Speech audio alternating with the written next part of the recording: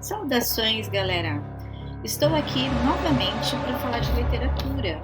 Hoje é um sábado, um dia muito bom para se falar em literatura, coisa boa, né? E hoje eu trago a vocês mais um conto de minha autoria, do qual é inédito. Chama-se O Príncipe de Negro.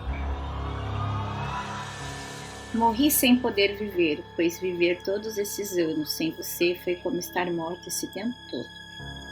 Numa noite qualquer de sexta, em meados de 96, a jovem Isabela exibia longos lisos cabelos castanhos escuros que chegavam até a cintura. Sua pele era branca como a neve, seus olhos tinham um tom castanho esverdeado. O nariz e a boca eram pequenos, dando a impressão de terem sido desenhados. Preparava-se para sair com seus amigos, se arrumando como sempre no estilo mais rock and roll possível. Usava uma calça jeans clara, rasgada nos joelhos, uma camiseta preta de banda de death metal Napalm Death, uma camisa xadrez amarrada na cintura e seu velho, porém confortável, coturno. O relógio bateu em exato horário de 22 horas, então Isabela ouviu o interfone tocar e despedida-se da mãe, que já lhe pregava sermão. Filha, toma cuidado por aí, não vá chegar muito tarde. Pode deixar, mãezinha, chego de manhã bem cedinho, é mais tranquilo e o metrô só funciona a partir das 4:30 da madrugada, ok? A mãe não gostou do que ouviu, claro, e sempre se preocupava muito quando a filha saía, na verdade. Mas não tinha muito jeito, já que a garota sempre teve esse fascínio pela noite, pela música e tudo que era parte desse universo sombrio e soturno. Lá estava ela junto aos 3 amigos. Marcele, sua melhor amiga, Bruno e Pedro, colegas recentes que conheceram no bar de rock final de semana passada.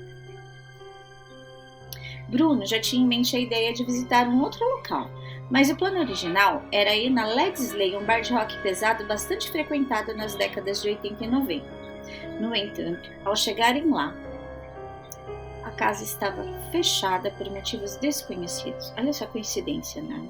Assim, eles seguiram por um outro lugar, um pouco mais distante, mas exatamente aquele que Bruno havia considerado, Morcegóvia.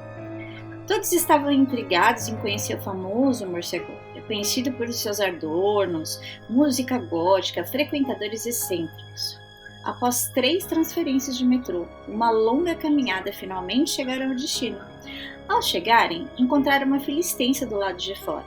Pedro e Bruno sugeriram que aproveitassem a espera num bar da mesma rua, até que a fila diminuísse, e claro que todos concordaram. Enquanto aguardavam, consumiam álcool consideravelmente. Isa, embora um pouco tonta, estava plenamente consciente de suas ações e se sentia mais descontraída, contraste com a sua habitual timidez. Essa mudança de comportamento a encorajava para expressar pensamentos que, em outras circunstâncias, talvez não tivesse ousadia de compartilhar. Enquanto aguardavam na fila, os amigos de Isa comentaram que seu visual atraía a atenção dos góticos, uma vez que não estava condizente com a ocasião. As risadas foram inevitáveis, pois perceberam a veracidade do comentário. A situação se tornou ainda mais cômica quando Marcele fez a observação: parecem corujas e nós parecemos as presas. Ao entrarem no recinto, o deslumbramento diante dos detalhes da casa noturna foi imediato. Um imenso lustre, iluminado por velas de aparência antiquada, castiçais e candelabros, adornavam o ambiente, entrelaçados com teias de aranha e poeira. As paredes, num tom preto, apresentavam arabescos em dourado envelhecido. Contudo, as pessoas que ali estavam eram verdadeiramente deslumbrantes. As mulheres exibiam trajes suntuosos, variando entre estilos mais vitorianos e conservadores e outros mais ousados, mas sempre numa elegância em vinil e couro. E quanto às maquiagens, que eram impecáveis, abrangendo desde as mais extravagantes até as mais sutis. Os homens, por sua vez, adotavam a maquiagem mais de maneira distinta, inspirados no estilo corvo ou King Diamond, enquanto outros já optavam por um leve delineado preto nos olhos e pó de arroz na face, complementando seus looks com chapéus, cartolas e casacos caprichados. É necessário descrever o aroma predominante naquele ambiente. Uma intrigante combinação entre cravo, baunilha e menta. Muitos dos presentes que ali estavam fumavam cigarros Gudin. Essa mistura, juntamente com os perfumes, a fumaça, criava um verdadeiro frenesi. As escadas em formato caracol conduziam à pista de dança, situada numa espécie de porão underground. Contudo, para chegar nesse espaço era preciso desviar das pessoas que se agrupavam nos cantos escuros, tornando aquele local verdadeiramente singular. Único mesmo. Isabela, de repente, se afastou de seus amigos. Mas isso acabou não incomodando a garota, porque ela estava desfrutando de uma boa bebida, admirando a beleza toda ao seu redor, que era de fato deslumbrante, era tudo novo para ela. A música era peculiar, mas de alguma forma capturava, chamava a atenção da garota, de uma maneira bem intensa. Quando ela estava quase decidida a descer para a pista, Isa foi abordada por um dos homens de cabelo longo à procura de conquistas.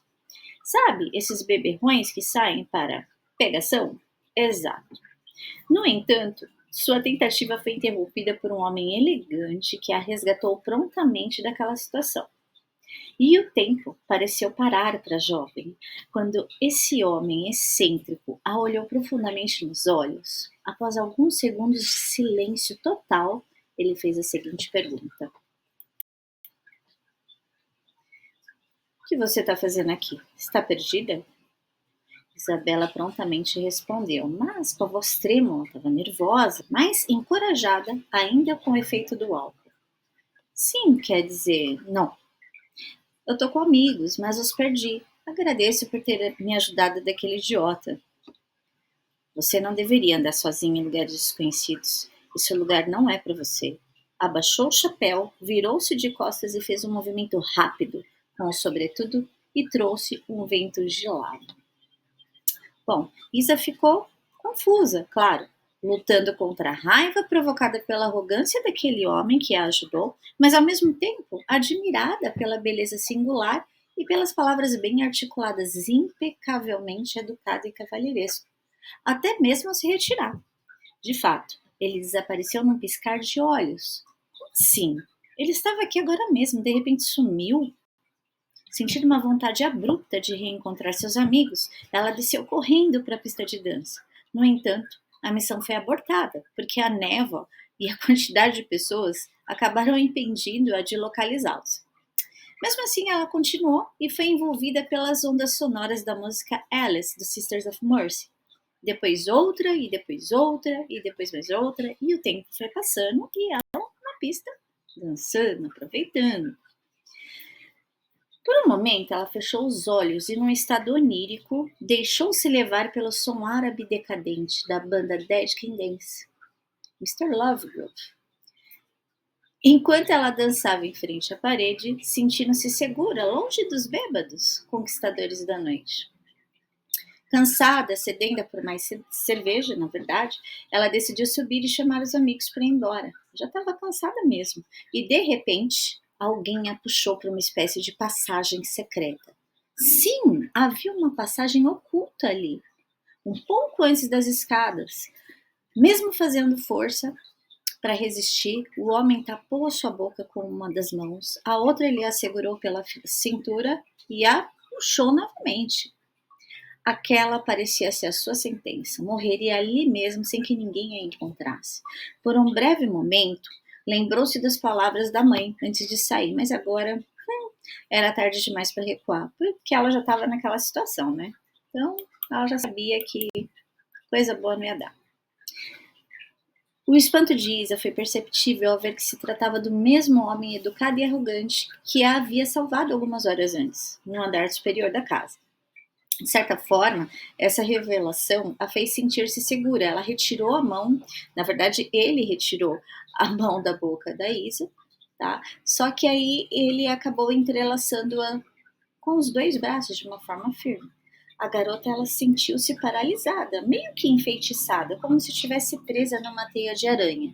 Não apenas fisicamente, mas também na alma e no coração. No profundo silêncio, ele a beijou um beijo longo, prolongado, aproximando ainda mais a Isa de seu corpo.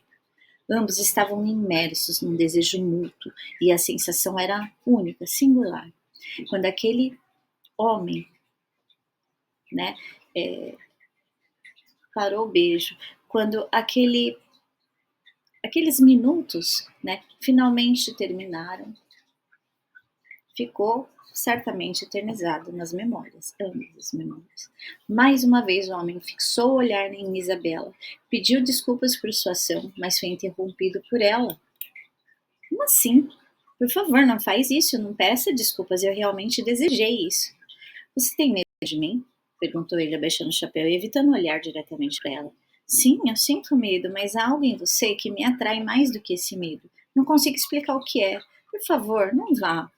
Vou te dar meu número de telefone. Você pode me ligar e conversamos, tudo bem? O homem respondeu que sim, mas não anotou o número em lugar algum. Isa então pensou: ele não vai mais querer me ver. Melhor até esquecer e se despediu. Na segunda-feira, por volta de meia-noite, pontualmente o telefone tocou. Isabela atendeu como se já soubesse que seria aquele homem misterioso e de fato era. Alô, Isa? É você? Uau, que surpresa! Achei que você não tinha anotado o meu número. Na verdade, não anotei, mas guardei na memória. Isa achou isso peculiar. Como seria possível? No entanto, trocaram algumas palavras o suficiente para agendar o próximo encontro. Então ele apareceu como um príncipe na escuridão. Eles tomaram vinho barato, conversaram a noite toda sobre literatura, música e artes, e assim começou uma amizade que se entrelaçaria com amor e solidão. Anos se passaram, e Isa foi envelhecendo, enquanto seu doce príncipe permanecia inalterado. Ela, na verdade, né, percebeu que havia algo errado, e lá no seu fundo, né, no profundo âmago, ela já sabia e já suspeitava. E perguntou, né, do que se tratava, e ele confirmou: sim, eu sou um vampiro. Bom, sem hesitar, ela pediu que ele a mordesse. Afirmou que tudo era só uma mordida e resolveria a situação. Removeu o colar, expôs o pescoço branco e delicado, cuja carne parecia suculenta aos olhos vampíricos. Ele abaixou o chapéu e exclamou: não, jamais faria isso com a mulher que eu amo. Jamais. Minha vida, quando muito, é um inferno. Vi passar por mim todos aqueles que amo e não quero enfrentar essa dor novamente. Isso interrompeu. Então, por isso mesmo, eu vou ficar contigo pro resto da vida, para sempre, meu amado. Me morda. Você não sabe o que está dizendo, Isa. E seus pais, amigos, sua vida, você compreende o que isso significa? Ela hesitou por um momento e se afastou dele, mas num movimento rápido e decisivo, ele a segurou pelos cabelos, virou o seu pescoço para o lado, deixando-a completamente à mercê de seus dentes afiados. Isa paralisou e fechou os olhos, e numa fração de segundos a vida toda dela passou perante os seus olhos, como um filme no ar, e uma lágrima escorreu dos seus olhos e caiu na face doce do seu príncipe. Quando a gotícula de água molhou suavemente o rosto, algo divino o despertou do desejo, quase que incontrolável, de tê-la consigo para sempre. Ele experimentou o medo, o ódio e o desespero de Isa. Conseguiu ver como que a vida de sua amada seria consumida por um demônio como ele. Rapidamente ele a soltou de seus braços, enquanto ela abriu os olhos, como as emergisse de um estado onírico. Afastando-se, entrou no seu antigo e barulhento carro, despediu-se com a cena e disse simplesmente adeus. Assim tudo chegou ao fim, pois Isabela nunca mais pôde ver seu doce príncipe de negro. No entanto, conseguiu senti-lo em seus sonhos todas as noites de sua vida, até que num belo dia, aos 60 anos, suspirou pela última vez e partiu. E chegamos ao fim. Espero que vocês tenham gostado de mais um conto escrito por mim, Ana Paula. Um grande beijo e um feliz sábado para todos.